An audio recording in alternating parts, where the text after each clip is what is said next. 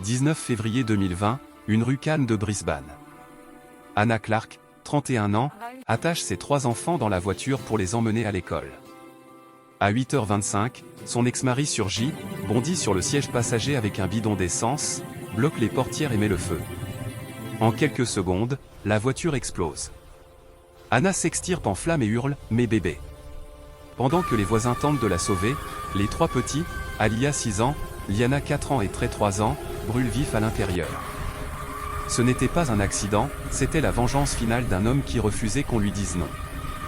Ce jour-là commençait comme n'importe quel autre à Brisbane. Anna Clark attachait ses 3 enfants dans la voiture pour le trajet habituel vers l'école. Mais en quelques instants, tout bascula dans l'horreur absolue. Un homme qui lavait sa voiture entendit ses cris terrifiés. Un conducteur de passage la vit enveloppée de flammes alors qu'elle tentait de s'enfuir. Un voisin accourut avec un extincteur, juste à temps pour voir la voiture exploser dans une boule de feu. Que se passait-il? Pourquoi Anna hurlait-elle pour ses enfants? Et qui était cet homme à côté d'elle, tenant des bidons d'essence? Ce n'était pas un accident. C'était quelque chose de bien plus sombre, un cauchemar qui couvait depuis des années. Anna Clark est née le 8 septembre 1988 à Brisbane, en Australie, de ses parents dévoués, Sue et Lloyd. Dès le début, elle se distinguait par son caractère lumineux, extraverti et son énergie débordante. Elle avait cette facilité naturelle à remonter le moral des gens. Même enfant, elle rêvait déjà de devenir mère. Elle était très proche de son petit frère, jouant souvent un rôle protecteur et attentionné en tant qu'aînée. Douée pour le sport, Anna excellait en trampoline, représentant son état dès l'âge de 16 ans. Son leadership naturel s'est révélé en terminale lorsqu'elle a été élue capitaine d'école, un poste réservé aux élèves les plus admirés et respectés par leurs camarades. Après le lycée, elle a suivi sa passion pour l'aide aux jeunes en enseignant la gymnastique enfantine au Police Citizens Youth Club. C'est là qu'elle a rencontré Rowan Baxter alors qu'elle avait 20 ans et lui 31.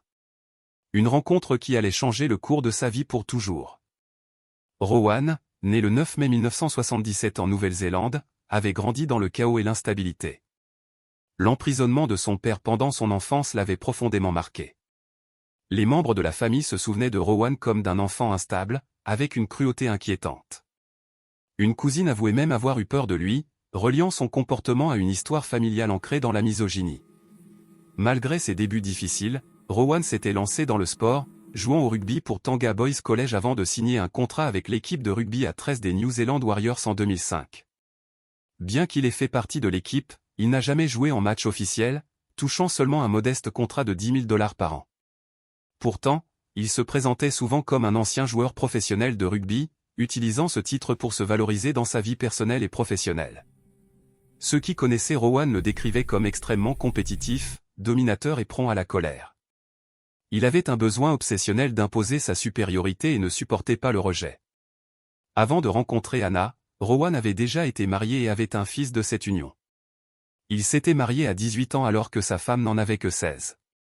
Quand leur fils a atteint l'âge de 2 ans, son comportement dominateur était devenu insupportable. Sa femme voulait partir, mais il refusait de la laisser faire. Il s'est mis à la harceler et à l'intimider. Dans un épisode particulièrement troublant, il lui a dit qu'il avait mis un tuyau dans sa voiture et qu'il avait envisagé un sort funeste pour lui et leur enfant. Se sentant piégée et en danger, elle est restée malgré sa peur. En 2008, alors qu'Anna entraînait la gymnastique, le fils de Rowan participait à l'un de ses cours. C'est ainsi qu'ils se sont rencontrés pour la première fois, même s'il était encore marié à l'époque. Il a commencé à courtiser Anna, affirmant que son mariage était fini et qu'il restait avec sa femme uniquement pour leur fils. Quelques mois seulement après le début de leur liaison, Rowan a officiellement mis fin à son mariage, déménagé et accepté une coparentalité. Pourtant, son comportement agressif n'a pas disparu. Il continuait à intimider son ex-femme dès qu'il y avait des conflits sur la garde. Environ 6 mois après le début de sa relation avec Anna, elle s'est découverte enceinte. Bien qu'elle veuille garder le bébé, Rowan l'a poussée à avorter, arguant qu'elle était trop jeune pour assumer cette responsabilité. En octobre 2012, Anna et Rowan se sont mariés, et à ce moment-là, elle était enceinte de 14 semaines de leur premier enfant. Peu après le mariage, Rowan a cessé de verser la pension alimentaire pour le fils de son précédent mariage. Le 10 avril 2013, leur fille Alia est née. Elle est devenue une enfant vive, expressive, qui adorait lire et avait un fort sens de la justice. Même toute petite, elle remarquait comment son père traitait sa mère et n'hésitait pas à le défier. En janvier 2015, partageant leur passion pour le fitness, le couple a ouvert une salle de sport nommée Integrat Gym.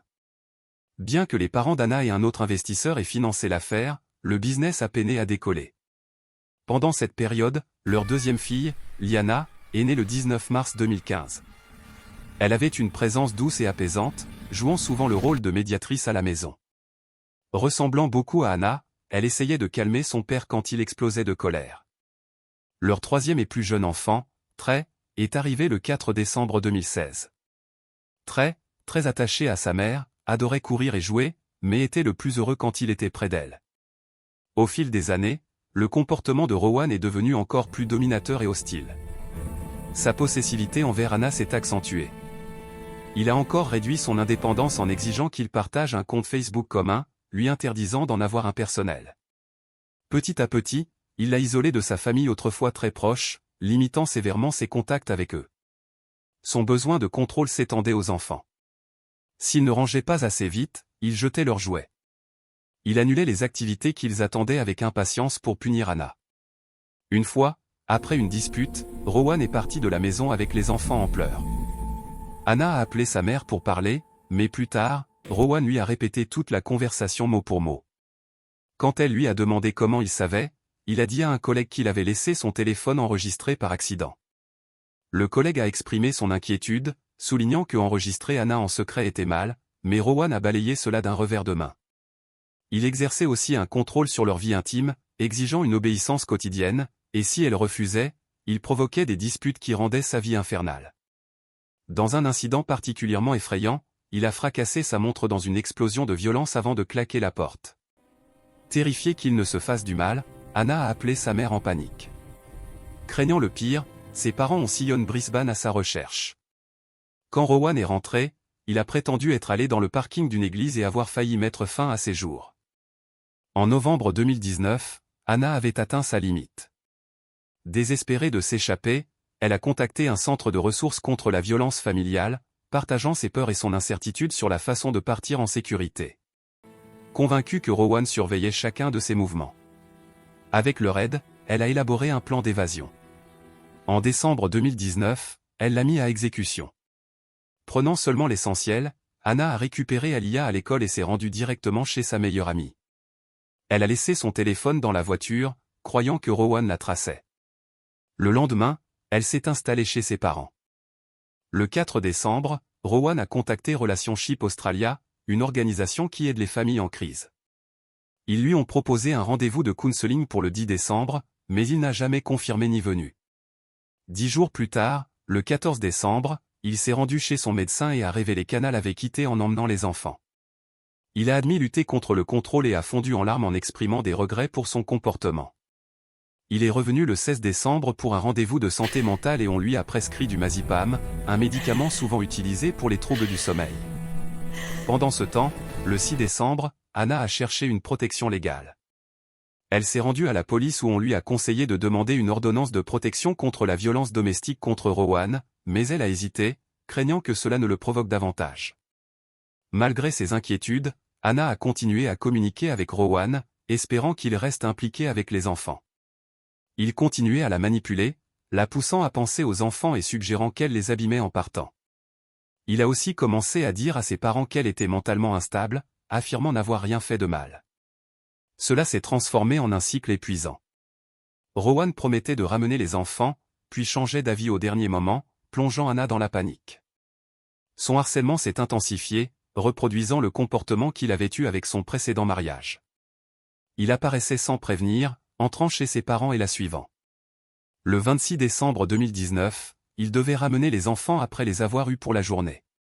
Quand Anna est arrivée pour les récupérer, il a jeté Liana sur le siège avant de sa voiture et a filé. Un passant inquiet qui a vu la scène a arrêté une voiture de police. Les agents ont parlé à Anna, mais sans ordonnance de garde formelle, ils n'avaient aucun pouvoir légal d'intervenir. Ils ont essayé de contacter Rowan et sont allés chez lui, mais il était introuvable. Plus tard dans la nuit, il a fastimé Anna et a exigé qu'elle mette fin à une supposée liaison s'il voulait rendre Liana. Épuisée et submergée, Anna a contacté son avocat, qui a préparé une lettre formelle exigeant le retour de Liana. Alors que la police s'alarmait de plus en plus du comportement de Rowan, ils ont décidé de lancer une ordonnance de protection contre la violence domestique en son nom, même si elle n'était pas encore prête à le faire elle-même. Les agents ont finalement trouvé Rowan chez lui alors qu'il mettait Liana dans sa voiture.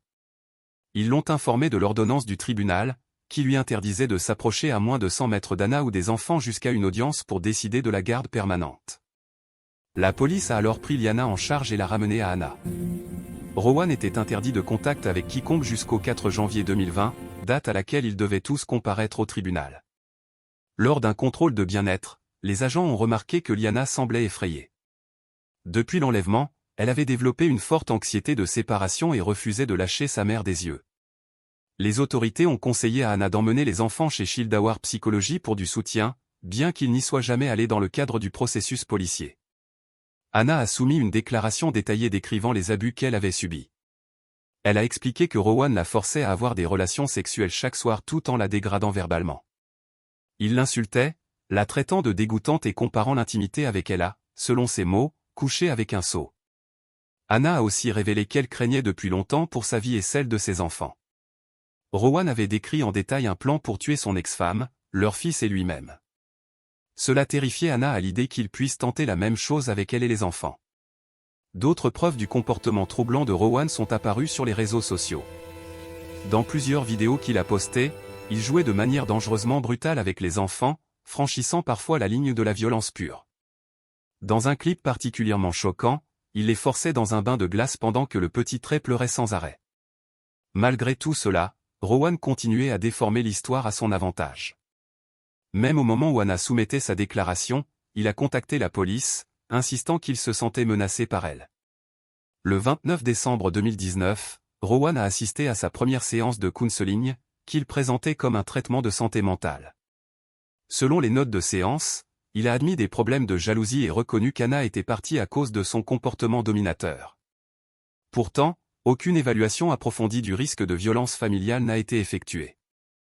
La séance s'est concentrée sur des stratégies simples comme des exercices de respiration, sans aborder la gravité de ses actes.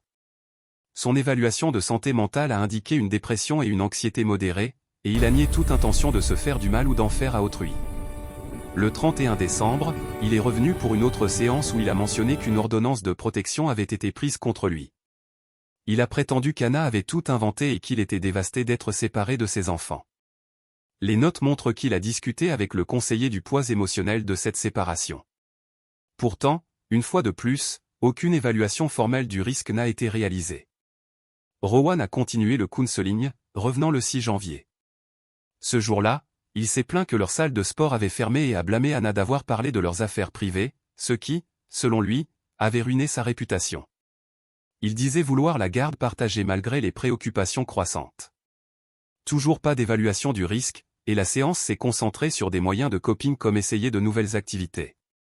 Le 8 janvier, leur affaire est passée devant le tribunal. Rowan a contesté l'ordonnance de protection contre la violence domestique, mais la décision a finalement été en faveur d'Anna.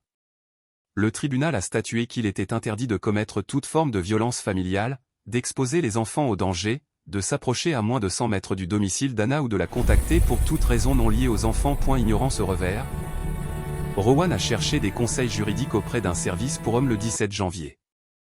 Il prétendait craindre Anna et croire qu'elle voulait prendre les enfants et disparaître, le coupant complètement de leur vie.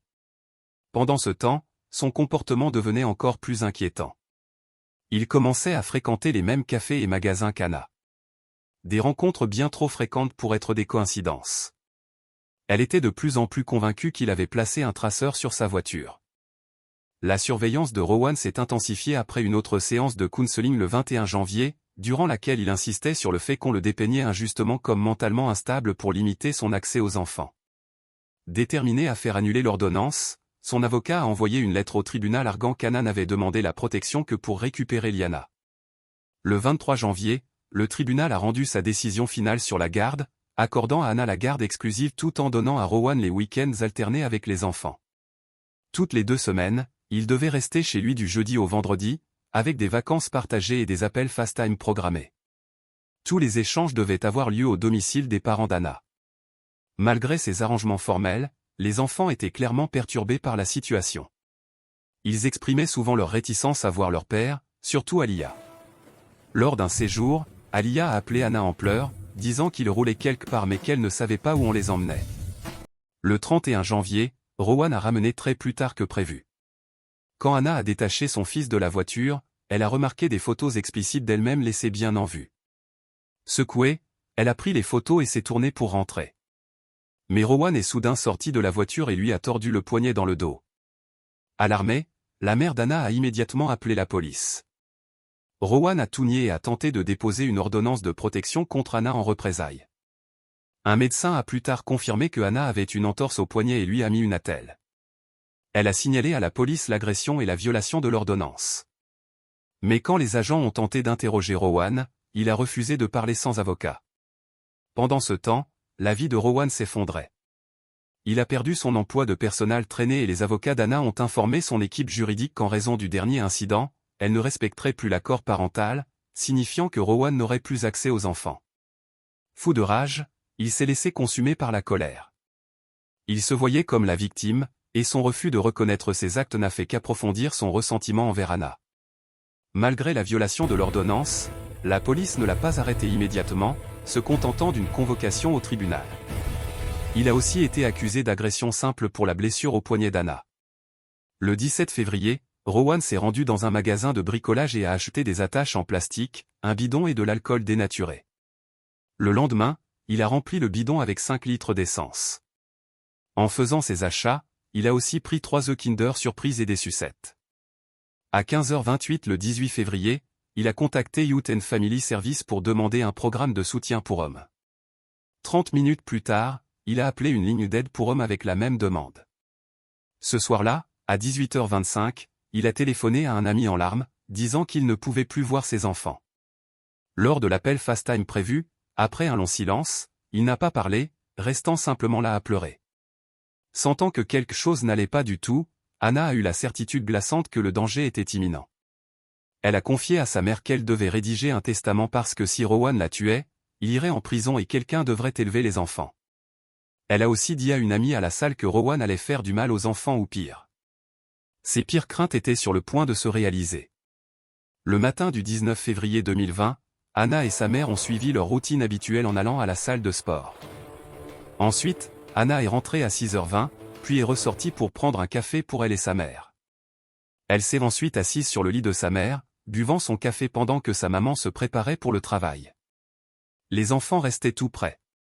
À 7h20, Sue a embrassé Anna et les enfants pour leur dire au revoir, sans savoir que c'était la dernière fois qu'elle les verrait vivants. Anna a attaché ses 3 enfants dans la voiture pour emmener Alia et Liana à l'école. Trey était bouclé au milieu tandis que Liana était derrière le siège passager. À peine Anna a-t-elle démarré le moteur que Rowan est apparu soudainement, sautant sur le siège passager. Tenant un bidon rempli d'essence, il lui a ordonné de conduire. Terrifiée, Anna a hurlé qu'il sorte. Elle n'a roulé que sur une courte distance avant de s'arrêter près d'un homme qui lavait sa voiture dehors. Dans le désespoir, elle a crié à l'aide, appelé la police. « Il va me tuer. Il m'a versé de l'essence dessus. » L'homme s'est tourné et a vu Rowan plaquer Anna pour l'empêcher de s'échapper. Elle se débattait pour se libérer, mais Rowan restait étrangement calme, gardant un contrôle total. Puis, en une fraction de seconde, Anna s'est dégagée et a trébuché hors de la voiture, mais il était déjà trop tard. Rowan avait allumé le carburant. Le feu a englouti le véhicule et les flammes ont dévoré son corps. L'homme a réagi instantanément. La voyant brûler, il lui a crié de rouler par terre pendant qu'il attrapait son tuyau pour éteindre le feu. Une fois les flammes sur Anna maîtrisées, il a dirigé l'eau sur Rowan, dont les vêtements avaient aussi pris feu. Quand la réalité a frappé, Anna a crié pour ses enfants. Comprenant ces mots, l'homme est rentré appeler les urgences. À son retour, une autre conductrice, Samantha, était arrivée. Elle avait vu une épaisse fumée noire en conduisant et s'était précipitée sur les lieux. Elle a pris le tuyau et a continué à combattre les flammes. Samantha est restée aux côtés d'Anna, la réconfortant en attendant les secours. Torturée par la douleur, Anna suppliait qu'on lui dise des nouvelles de ses enfants. Une autre voisine, Carrie Fernandez, a entendu les cris angoissés d'Anna dès qu'elle a remarqué le véhicule en feu. Elle a immédiatement appelé les secours et est restée en ligne avec les dispatchers en observant la scène. Quelques instants plus tard, la voiture a explosé en une immense boule de feu. Carrie a attrapé un extincteur et a couru vers le véhicule, essayant désespérément de repousser les flammes. La chaleur était si intense que la voiture a commencé à reculer, poussant les passants à crier pour qu'elle se mette en sécurité. Anna, à peine capable de tenir debout, hurlait dans un désespoir écrasant « Mes enfants !» Les enquêteurs apprendraient plus tard que Rowan avait placé les bidons d'essence directement devant le siège d'Aaliyah, garantissant que l'explosion se déclenche juste là où étaient ses pieds. Bien que Rowan n'ait pas d'essence sur lui, chaque enfant en avait sur le corps, tout comme Anna. Alors que l'incendie s'intensifiait, Rowan a soudain replongé dans la voiture en feu. Pendant un bref instant, on aurait pu croire qu'il tentait de sauver les enfants, mais il a attrapé quelque chose et a ressauté dehors. Un passant a vite compris ce que Rowan avait pris, un couteau.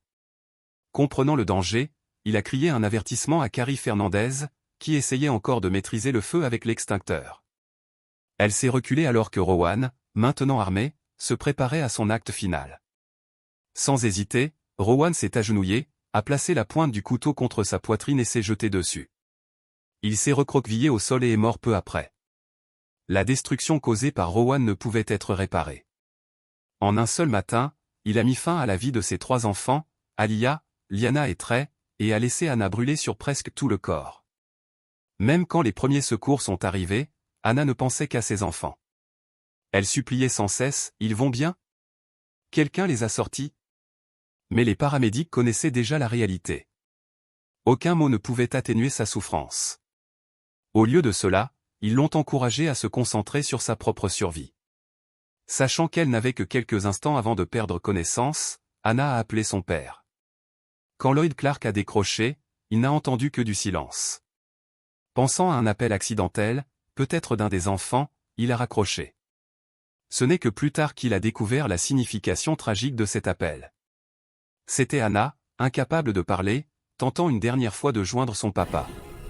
À 16h50 ce même jour, Anna a succombé à ses blessures. Elle a été la dernière de sa famille à mourir. Après la mort de Rowan, les autorités ont trouvé une note glaçante sur son téléphone. Elle disait « Je termine ton jeu. Je ne veux plus jouer. On ne peut pas détruire la vie de quelqu'un comme ça et s'attendre à ce qu'il l'accepte. J'ai dit aux enfants que tu les aimais. Ils te manqueront, j'en suis sûr. » Les rapports d'autopsie ont révélé toute l'horreur de ce qui s'était passé. Anna est morte d'une défaillance multi-organe due à la gravité de ses brûlures. Aaliyah, seulement âgée de 6 ans, avait des brûlures sur 100% de son corps. Son sang montrait des niveaux toxiques de monoxyde de carbone, mais ce n'est pas cela qui l'a tuée. Cela signifiait qu'elle était encore en vie quand le feu l'a submergée. Liana, seulement âgée de 4 ans, est morte d'une combinaison de brûlures graves, d'inhalation de fumée et d'autres blessures causées par l'incendie. Trey, à peine âgé de 3 ans, a connu le même sort tragique. Rowan, qui s'était poignardé mortellement au cœur, n'avait ni drogue ni alcool dans le système. Son cerveau ne présentait aucune anomalie, confirmant que ces actes horribles n'étaient pas le résultat d'une crise mentale, mais un choix délibéré et calculé. Les événements du 19 février 2020 ont provoqué une vague de chagrin et d'indignation à travers l'Australie. Pour beaucoup, cela a révélé une réalité douloureuse. Le contrôle coercitif, l'abus psychologique et émotionnel que Rowan avait infligé à Anna pendant des années, était encore mal reconnu et souvent non traité comme de la violence domestique. Le 9 mars 2020, Anna, Aaliyah, Liana et Trey ont été enterrés ensemble dans un seul cercueil. Son frère, le cœur brisé et accablé de chagrin, a prononcé ces derniers mots « Je suis tellement désolé de ne pas avoir pu vous protéger. » Si cette affaire vous a fasciné, n'oubliez pas de liker la vidéo et de vous abonner à la chaîne. Nous postons des vidéos sur des affaires criminelles chaque soir. À la prochaine, restez vigilants, restez prudents.